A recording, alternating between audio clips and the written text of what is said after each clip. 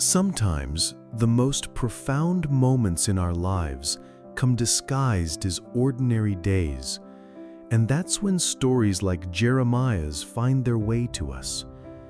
Have you ever felt that God was calling you to something greater, something that terrified and thrilled you at the same time? There's a reason this ancient story speaks so powerfully to our modern hearts, because the journey from reluctance to acceptance, from fear to faith, is one we all must walk. In the small town of Anathoth, just a few miles northeast of Jerusalem, lived a young priest named Jeremiah. The year was approximately 627 BC, and the kingdom of Judah was teetering on the edge of spiritual and political collapse. It was during this tumultuous time that God chose to call a reluctant young man into one of the most challenging prophetic ministries in biblical history. But Jeremiah's story isn't just about ancient times and distant places. It's about you, about me, about anyone who has ever felt the stirring of divine purpose and wondered if they were truly ready for what God had in mind. The first stage of accepting God's calling is acknowledging the divine initiative. Picture Jeremiah, perhaps studying the ancient scrolls in his father's house, when suddenly the word of the Lord came to him. "Before I formed you in the womb, I knew you. Before you were born, I set you apart. I appointed you as a prophet to the nations." Can you imagine the shock? The overwhelming sense of destiny and terror that must have flooded through this young man's heart. Here was God Himself declaring that Jeremiah's purpose had been established before his first breath, before his first heartbeat. This is where so many of us find ourselves today.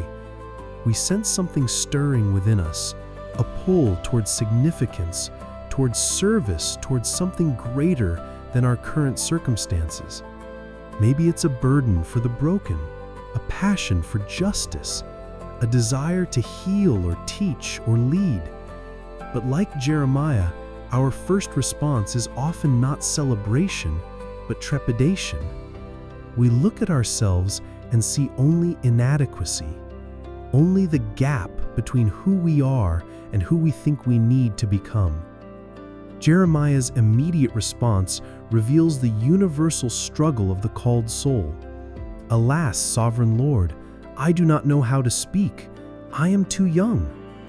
Notice he didn't question whether the voice was really God's. He didn't debate the theology or demand more evidence. His objection was purely personal, purely practical. "I'm not qualified. I'm not ready. I'm not enough." Sound familiar? How many times have we used our age, our inexperience, our limitations as excuses to avoid stepping into the purposes God has designed for us? Think about it. When was the last time you felt that stirring, that sense that you were meant for something more? Maybe it was when you saw injustice and felt compelled to act. Maybe it was when someone was hurting and you knew you had words of comfort to offer. Maybe it was when you recognized a need in your community, your workplace, your family, and realized you might be the one to meet it. But then came the familiar refrain: "I'm not qualified enough, experienced enough, educated enough, spiritual enough." The second stage of accepting God's calling is learning to trust divine sufficiency over human adequacy. God's response to Jeremiah's objection is both tender and firm. "Do not say, 'I am too young.' You must go to everyone I send you to and say whatever I command you. Do not be afraid of them, for I am with you and will rescue you." Notice that God doesn't argue with Jeremiah's self-assessment. He doesn't say, "You're wrong, you are qualified." Instead, he essentially says, "Your qualifications are irrelevant. My presence with you is what matters." This is perhaps the most difficult truth for us to accept in our achievement-oriented, credential-obsessed culture. We've been conditioned to believe that we must be fully prepared, fully equipped, fully confident before we can step into significant roles. But God's economy operates on different principles. He specializes in using the unlikely, the unready, the uncertain. Why? Because when His power works through our weakness, there's no question about who deserves the credit.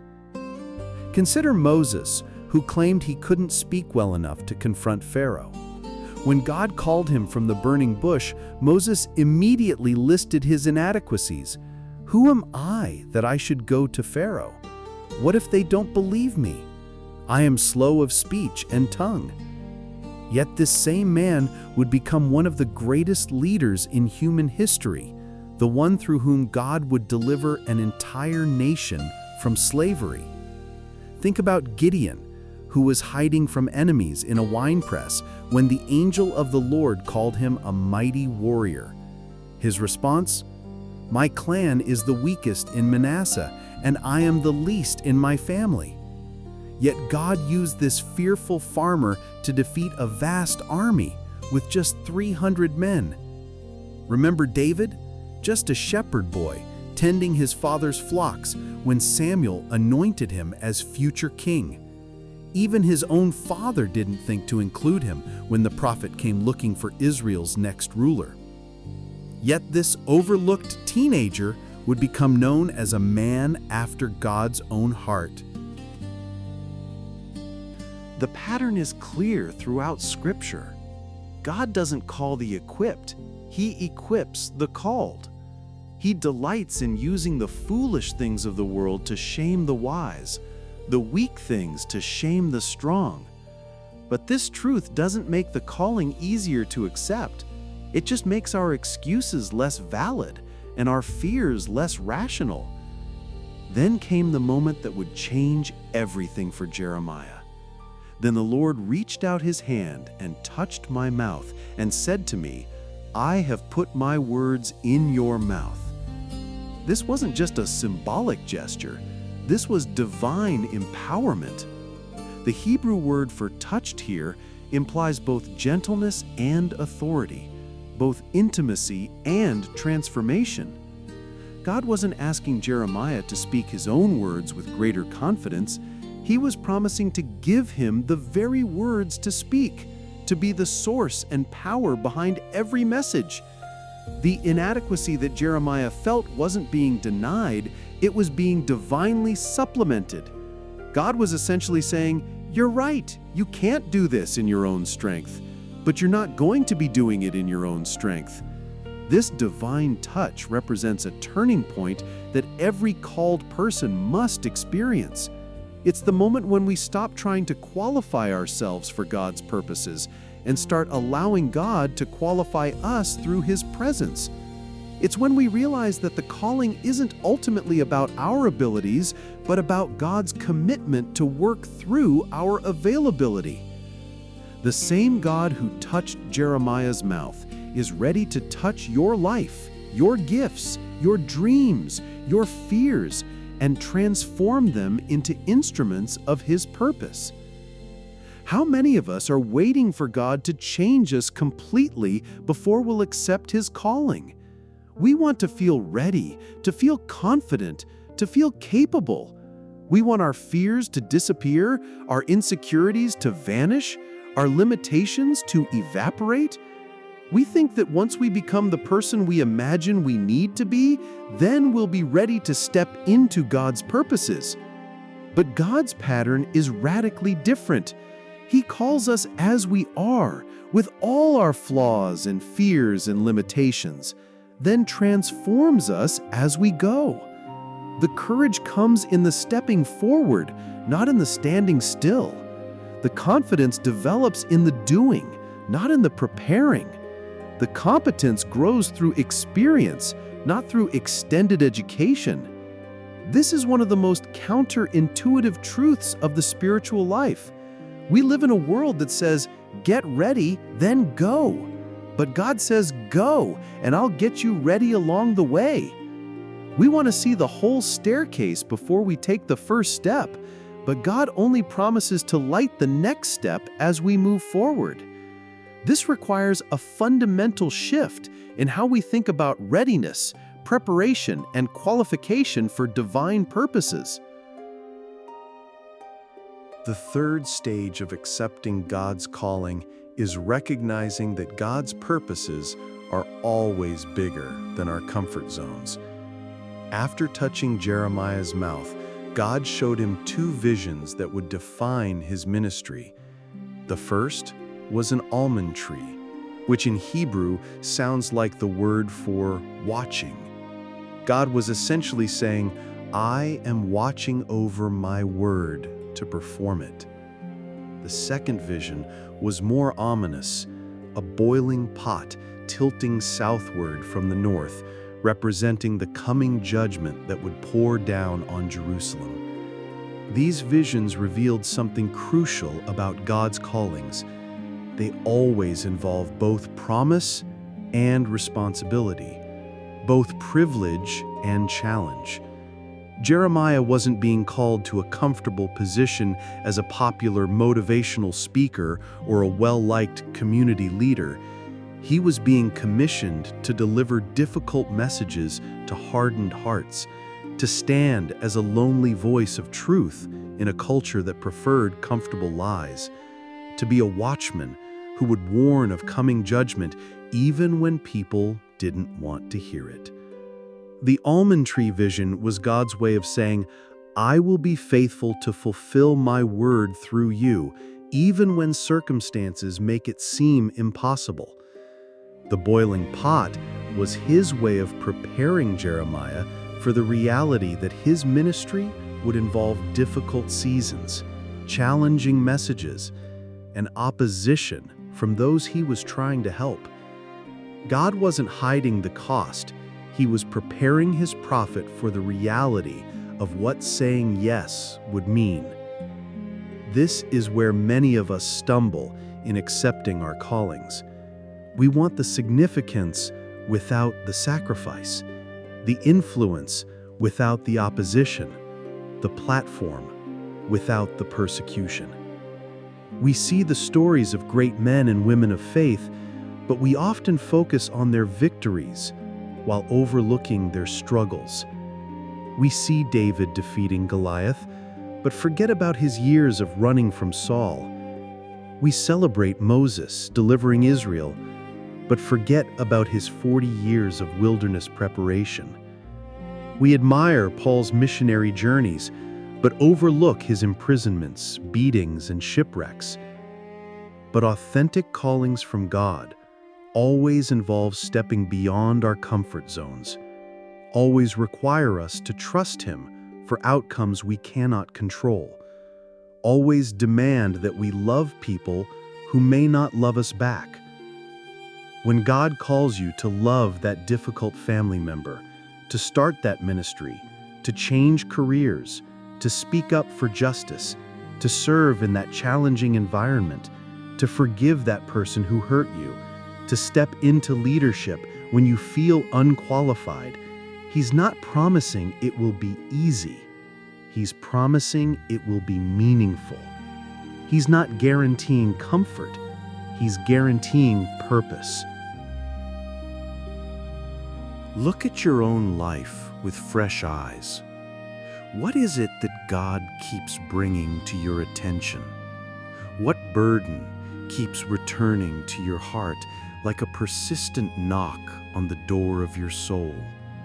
What need keeps presenting itself to you, appearing in your conversations, your observations, your prayers?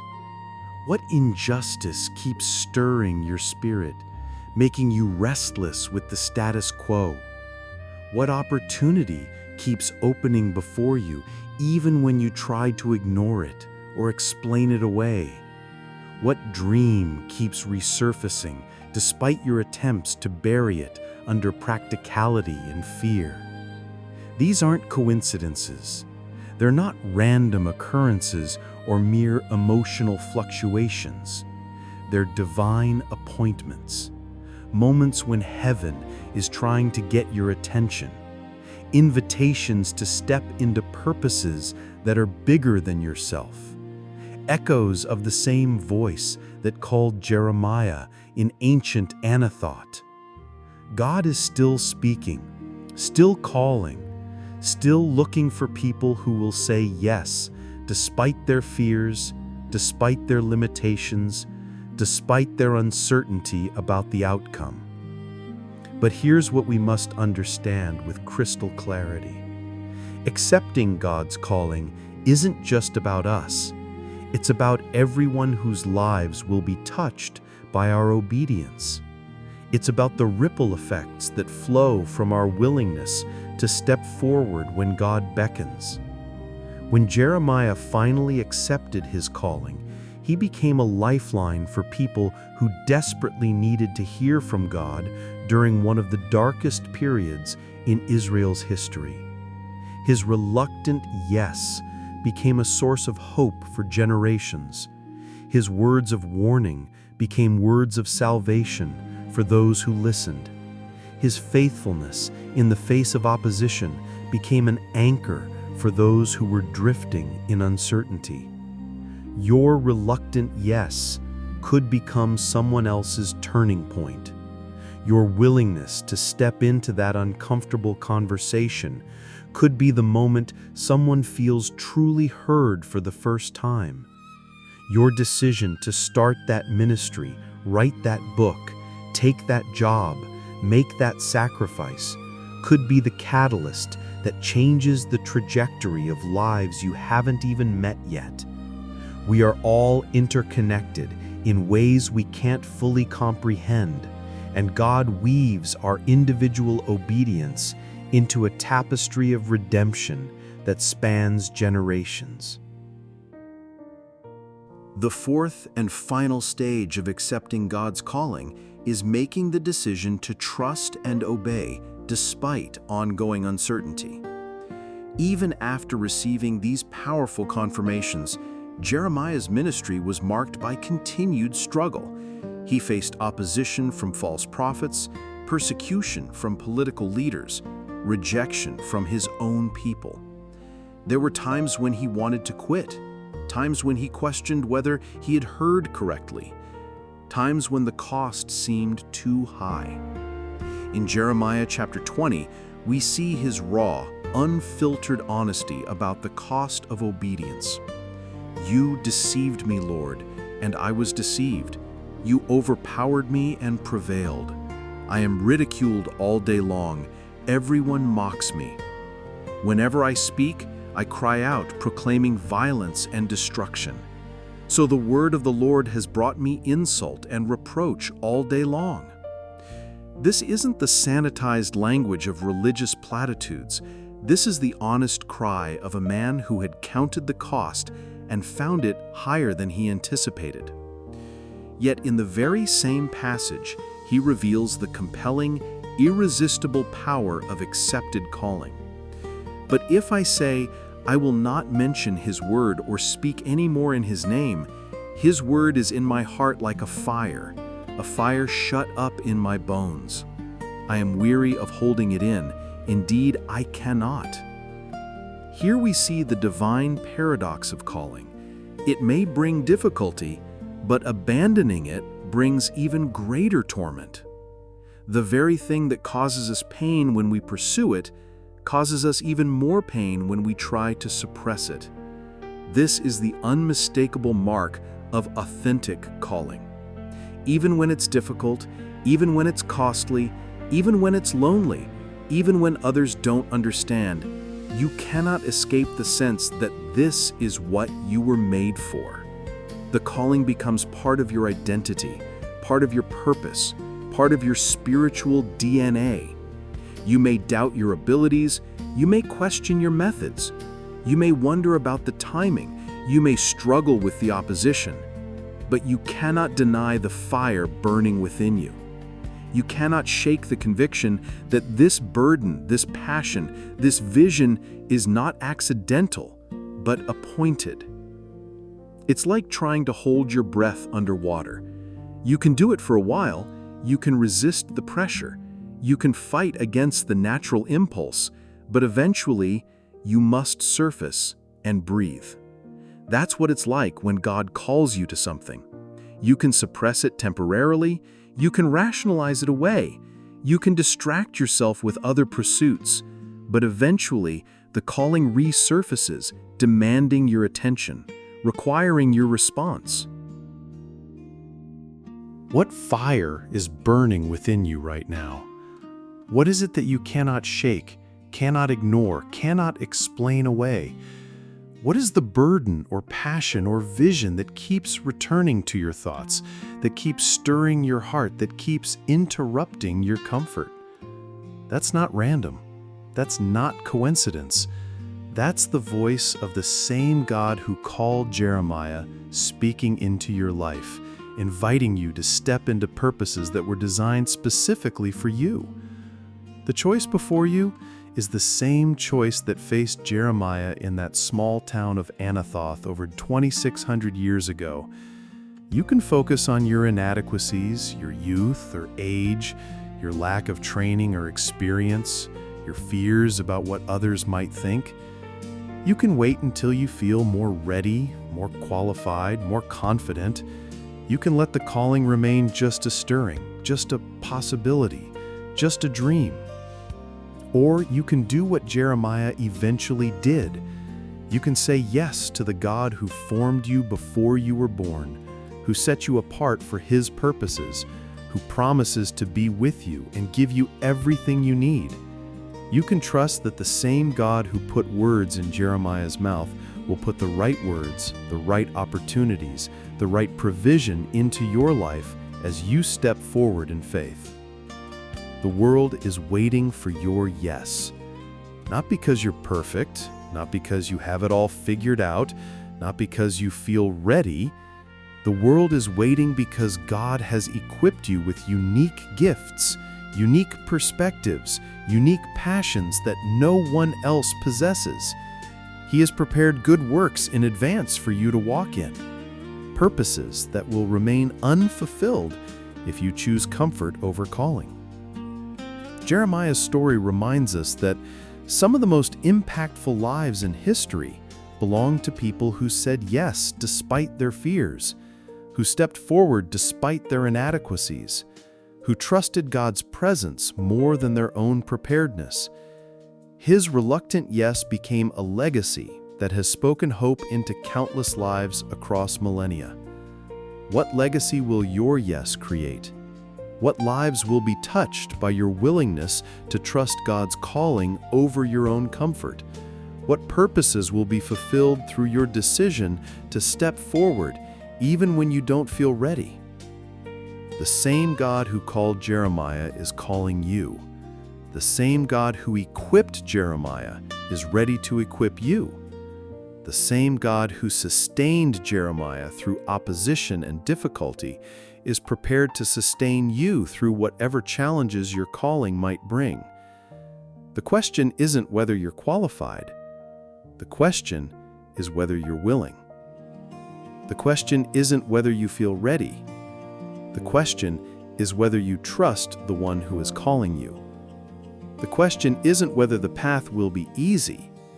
The question is whether the purpose is worth pursuing.